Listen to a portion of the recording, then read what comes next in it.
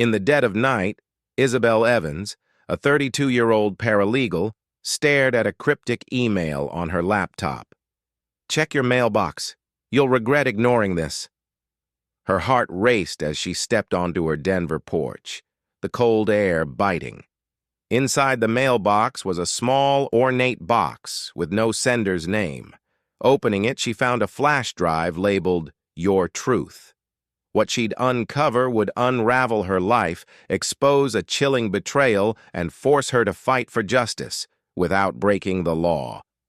There is one detail that only the attentive notice. Did you notice? Subscribe. It will help us make content that you will watch. Isabel Evans sat in her cozy Denver apartment, the glow of her laptop casting shadows across the room. It was past midnight, and the cryptic email still haunted her.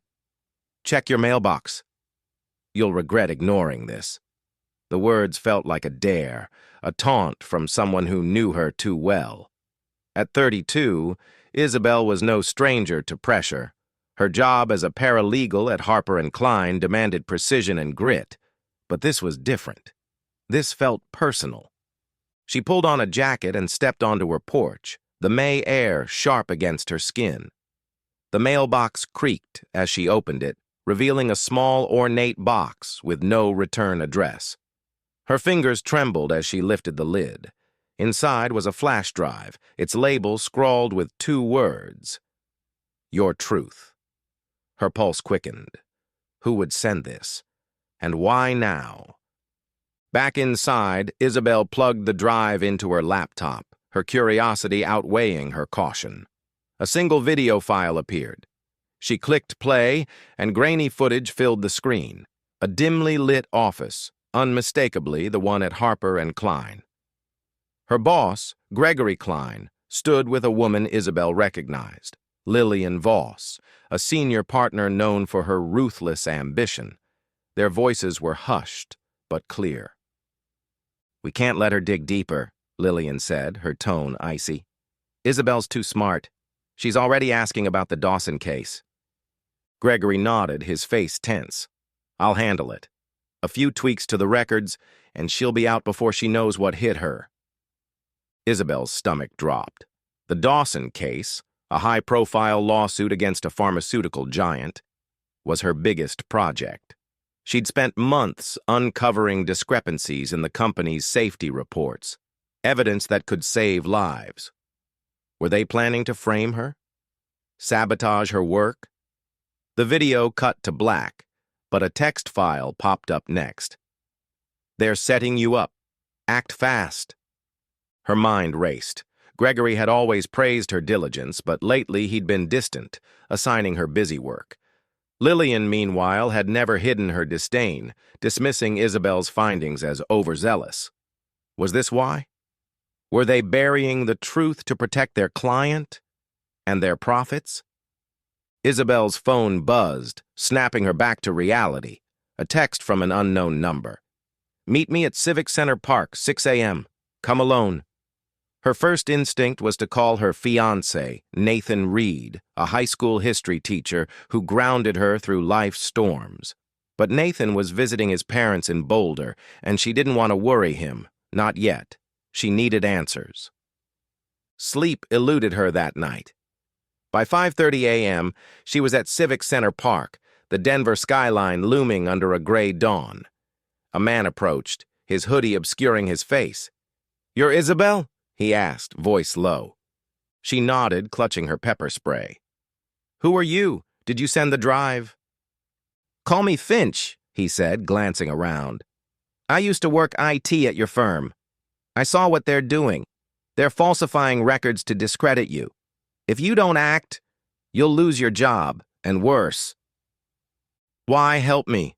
Isabel pressed, her skepticism sharp. Finch hesitated.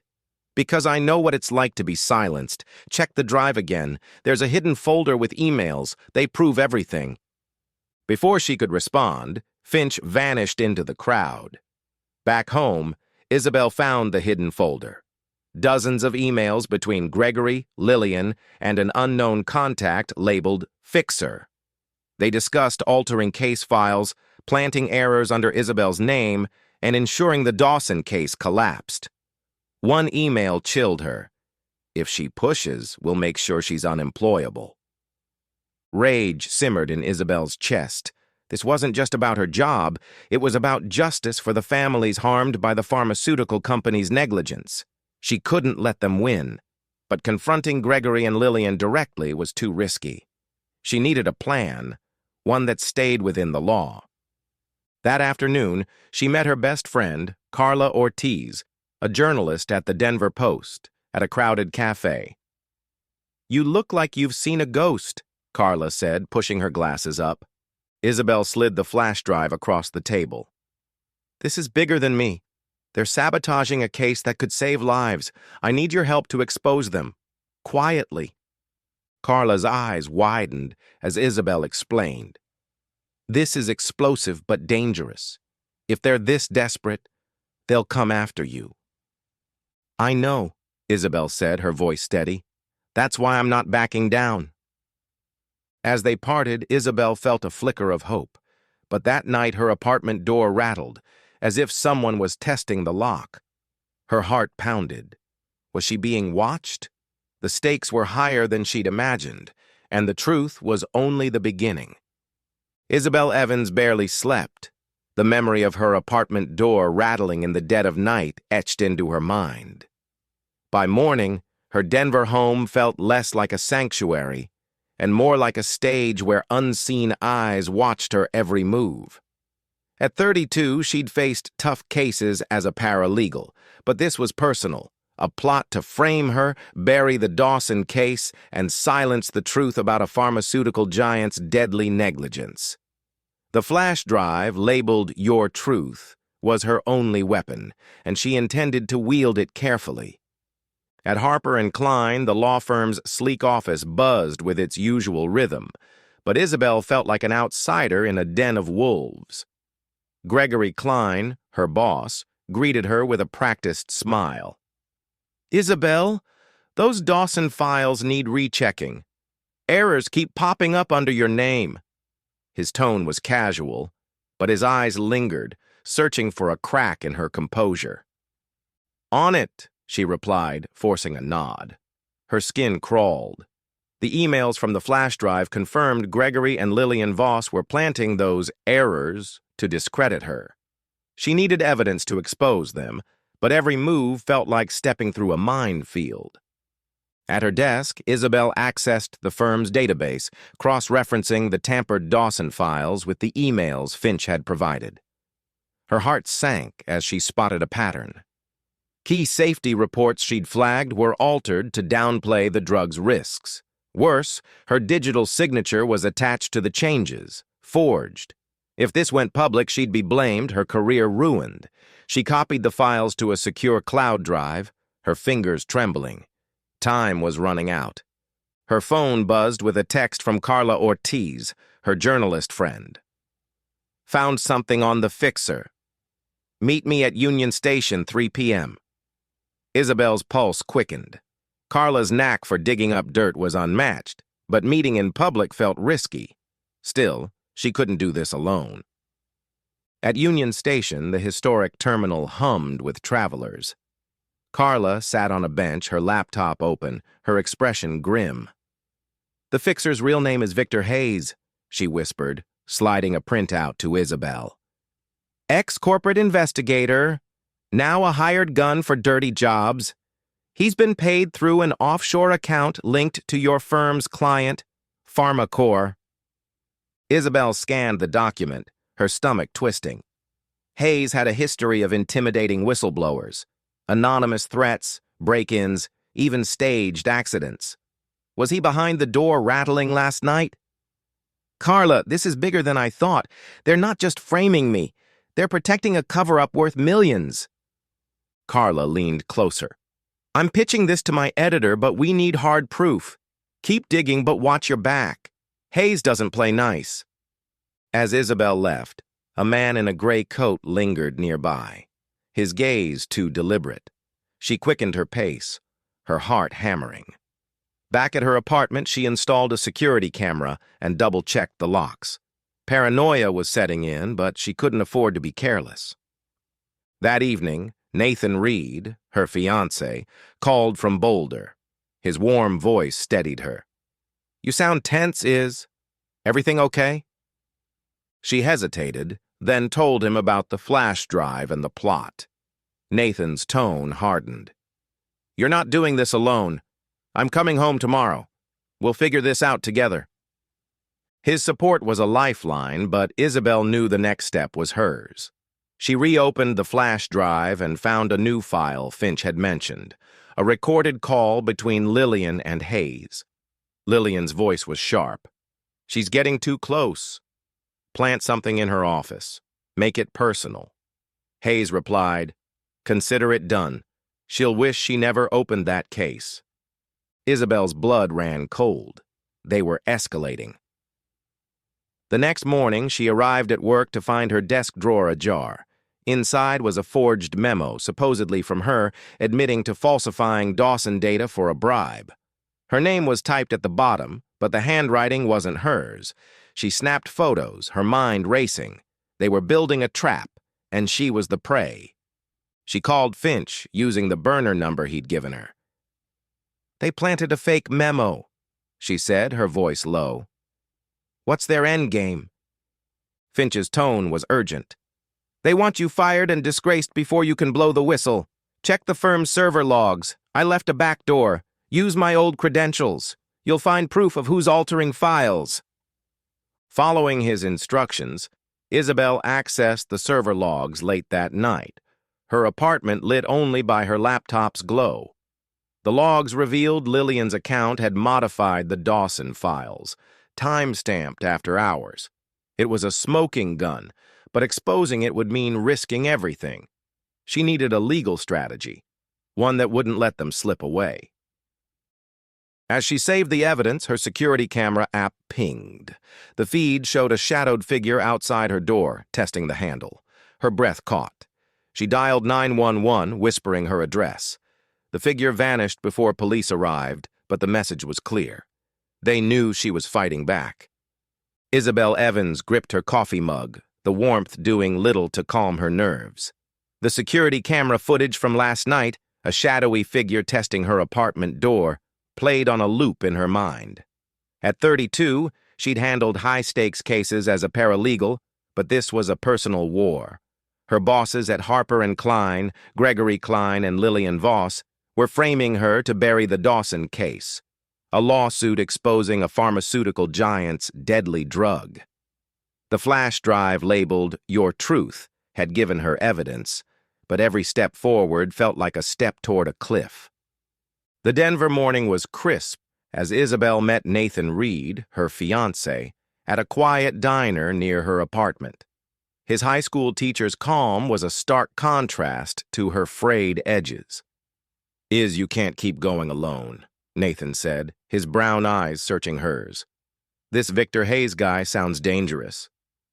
"I'm not alone," Isabel replied, sliding her phone across the table to show the server logs she'd pulled with Finch's help. "These prove Lillian tampered with the Dawson files.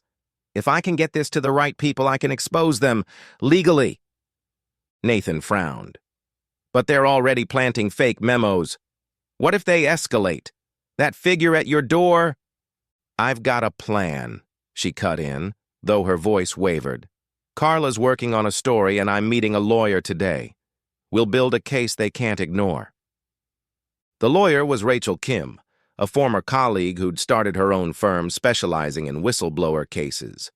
At Rachel's office, a sleek loft in Lodo, Isabel laid out everything: the flash drive, the forged memo, the server logs, and Hayes' involvement.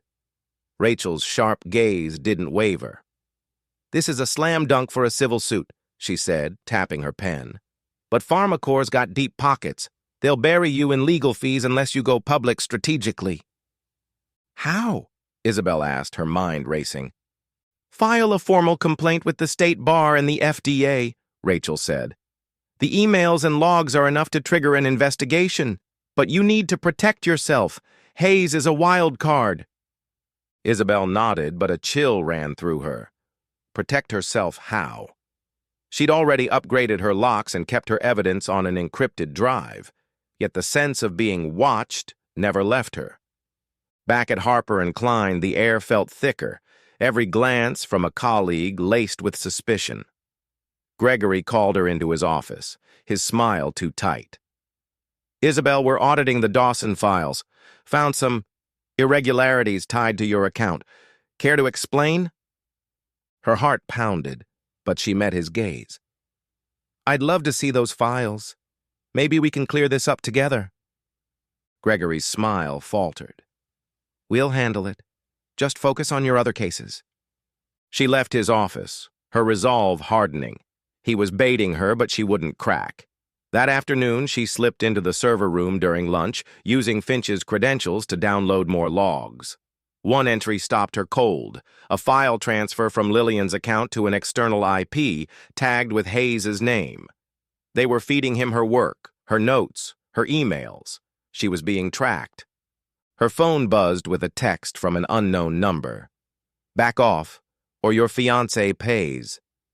Attached was a photo of Nathan leaving his school, oblivious to the camera. Isabel's breath hitched. They were targeting Nathan now. Rage and fear warred within her, but she couldn't let them win. She forwarded the text to Rachel and Carla, then called Nathan, urging him to stay with friends. That evening, Carla met her at a crowded brewery, her journalist instincts on high alert. "I traced Hayes's offshore account," Carla said, sliding a USB across the table. "It's linked to a shell company Pharmacore uses for consulting. My editors greenlit the story, but we need your server logs to seal it." Isabel handed over a copy, but her voice shook. "They threatened Nathan. I can't lose him, Carla." "You won't," Carla said fiercely. "We're going to the feds with this. They can't touch you once it's public." But the next morning, a new blow landed. Isabel arrived at work to find her access to the firm's database revoked. A memo from Lillian circulated, accusing her of unprofessional conduct and placing her on leave pending investigation. Colleagues avoided her eyes, and whispers followed her out the door.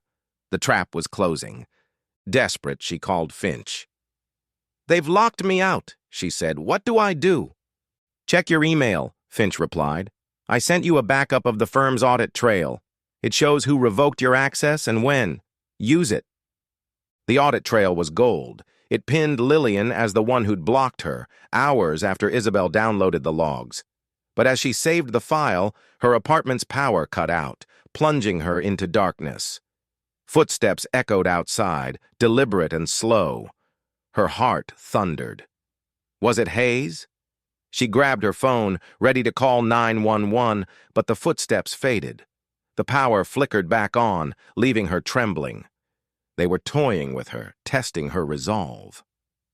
Isabel Evans sat in her darkened Denver apartment, the silence heavy after the mysterious footsteps faded. The power outage had been no accident. Someone was tightening the noose. At 32, she'd faced tough battles as a paralegal. But this was a siege. Gregory Klein and Lillian Voss, her bosses at Harper and Klein, were framing her to bury the Dawson case, a lawsuit exposing Pharmacore's deadly drug. The flash drive labeled Your Truth had given her leverage, but now they'd threatened Nathan, her fiancé, and cut her access to the firm's database. Every move felt like a gamble with her life. Her phone glowed with a new email from Finch, the ex-IT worker who'd sent the flash drive. Attached was the audit trail showing Lillian had revoked her access, time-stamped just after Isabel downloaded incriminating server logs. It was another piece of the puzzle, but she needed to act fast. Rachel Kim, her lawyer, had urged her to file complaints with the State Bar and FDA, but the threat against Nathan loomed large. She couldn't risk his safety. Nathan arrived that morning, his face etched with worry. I'm not leaving you to face this alone," he said, pulling her into a hug. His presence grounded her, but the photo of him leaving his school, sent by the shadowy Victor Hayes, burned in her mind. "We need to go to the police," he insisted. "Not yet," Isabel said, her voice steady despite her fear. If we tip them off too soon, they'll cover their tracks. Rachel's building a case, and Carla's story is almost ready. We need to stay strategic. Nathan nodded reluctantly, but his eyes lingered on the security camera feed. What if Hayes comes back? Then we're ready, she said, pointing to the reinforced locks and her encrypted backups. But inside, doubt gnawed at her. Hayes was a ghost, a hired fixer who thrived on intimidation. She couldn't predict his next move. At Rachel's office, Isabel handed over the audit trail and the threatening text. Rachel's expression darkened. This is escalation, she said. Hayes is trying to scare you into silence. I'm looping in a contact at the FBI's white-collar crime unit. With the server logs, emails, and this threat, we've got enough for a criminal investigation. Isabel's heart lifted, but a new twist hit that afternoon. Carla called, her voice tense. Someone leaked part of our story to a rival outlet. It's a distorted version. Makes you look like a disgruntled employee fabricating claims.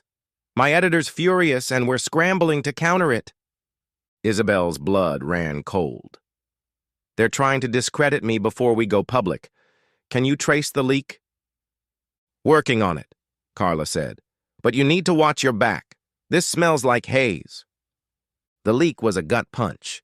Public perception was shifting, painting her as the villain. At home, Isabel scoured the flash drive for anything she'd missed. A hidden audio file caught her eye, labeled Boardroom 03.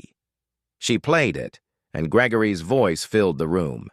If Isabel goes public, we pin it all on her. The forged memo's in place, and Hayes has her emails. She'll be radioactive.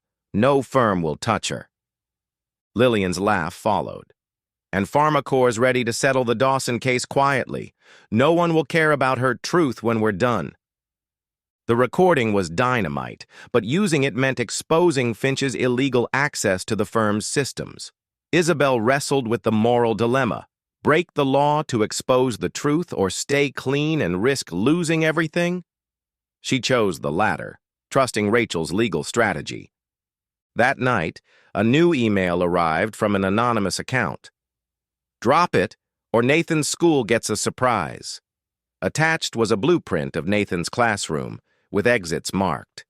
Isabel's hands shook as she showed Nathan. We're not backing down, he said, his voice fierce, but we're getting you protection. Rachel arranged for a private security consultant to monitor their apartment, easing some of Isabel's fear. The next day, she met Carla at a park, away from prying eyes. Carla's eyes were bloodshot. The leak came from inside my newsroom, she admitted. Someone's been paid off, but I've got a source at PharmaCorp, a whistleblower who's seen their internal memos. They confirm your findings about the drug's risks. Isabel's hope flared, but danger struck hours later. Returning home, she found her apartment door ajar, the lock picked. Her laptop was open, a single word typed on the screen. Stop. Nothing was stolen, but the message was clear. She called the police, who dusted for prints but found none. Hayes was a professional. Desperate, Isabel contacted Finch. They're inside my home now, she said, her voice cracking. I need more. Finch hesitated. There's one last file on the drive, a video of Hayes meeting Lillian. It's risky, but it ties her directly to him. Use it wisely. The video showed Lillian handing Hayes a flash drive in a parking garage, her voice clear. Make sure she's too scared to talk. It was the final piece Isabel needed, but as she saved it, her phone rang. An unfamiliar voice hissed, "You're out of time, Evans." The line went dead. Isabel Evans stood frozen in her Denver apartment, the anonymous phone call echoing in her ears. "You're out of time, Evans." Her heart pounded, but at 32 she'd learned to channel fear into focus. The flash drive labeled Your Truth had exposed a plot by her bosses, Gregory Klein and Lillian Voss, to frame her and bury the Dawson case, a lawsuit against PharmaCorp's deadly drug. Now, with Victor Hayes threatening her fiancé, Nathan, and breaking into her home, the stakes were life or death. But Isabel was done running. She'd fight, and she'd do it by the book. The video Finch had sent was her ace. Lillian handing Hayes a flash drive in a parking garage, plotting to silence her. Combined with the server logs, forged memo, and Pharmacor's internal memos from Carla's whistleblower, Isabel had enough to dismantle the conspiracy.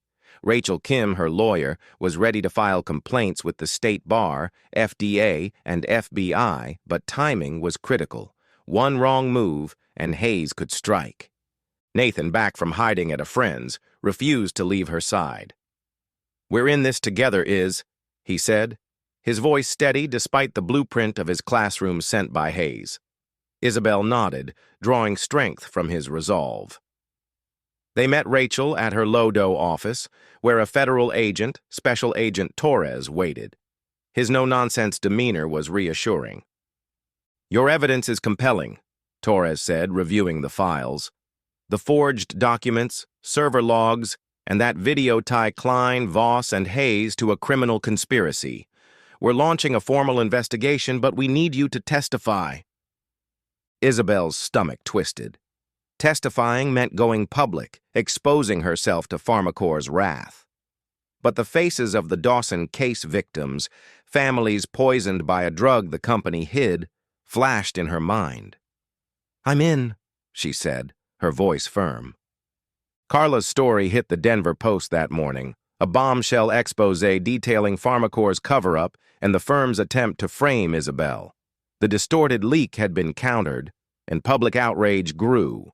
Social media buzzed with hashtag Justice for Dawson, amplifying the pressure. But Hayes wasn't done. That afternoon, Isabel received a package, no return address. Inside was a photo of her and Nathan at the diner, with a note. "Last warning."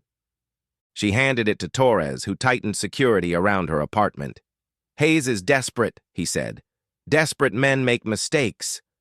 His team traced the package to a drop-off point, narrowing Hayes's movements. Isabel felt a flicker of hope, but the psychological toll was heavy. Every creak in her apartment made her jump. Every stranger's glance felt like a threat. The next twist came from an unexpected ally. Gregory Klein, cracking under pressure, contacted Rachel. "I want to cooperate," he said in a hushed meeting at a neutral office. "Lillian orchestrated everything, her and Hayes. I was just following orders." His betrayal of Lillian was a lifeline, but Isabel didn't trust him. He'd been complicit too long. Rachel seized the opportunity. "We'll offer Gregory a deal if he testifies against Lillian and Pharmacor," she told Isabel. "His confession corroborates your evidence and strengthens the case." The FBI moved swiftly. Using Gregory's testimony and Isabel's files, they raided Harper and Klein, seizing computers and arresting Lillian. Hayes, however, vanished, leaving a taunting email. "You won't find me, Evans." But Torres's team was relentless, tracking his offshore accounts to a hideout in Wyoming. A tense sting operation, kept off Isabel's radar for her safety, ended with Hayes in custody, his bravado crumbling under interrogation. In court, Isabel testified, her voice unwavering as she detailed the conspiracy. The courtroom buzzed as she played the parking garage video, Lillian's face paling. Gregory's testimony sealed the case, exposing Pharmacor's role. The judge's ruling was a victory. Lillian faced charges for fraud and conspiracy. Pharmacor settled the Dawson case for millions, and the FDA launched a probe into the drug's approval. Gregory avoided jail, but lost his license, his career in ruins. Months later, Isabel stood in her new office at Rachel's firm, now a partner in whistleblower advocacy. The scars of the ordeal lingered, nightmares of Hayes's threats, moments of doubt, but she'd won. Nathan, by her side, planned their wedding, a symbol of their shared strength. Carla's story won awards, and Finch, revealed as a former colleague fired by Lillian, sent a quiet thank you note. At a community event, Isabel spoke to victims' families, her words carrying weight.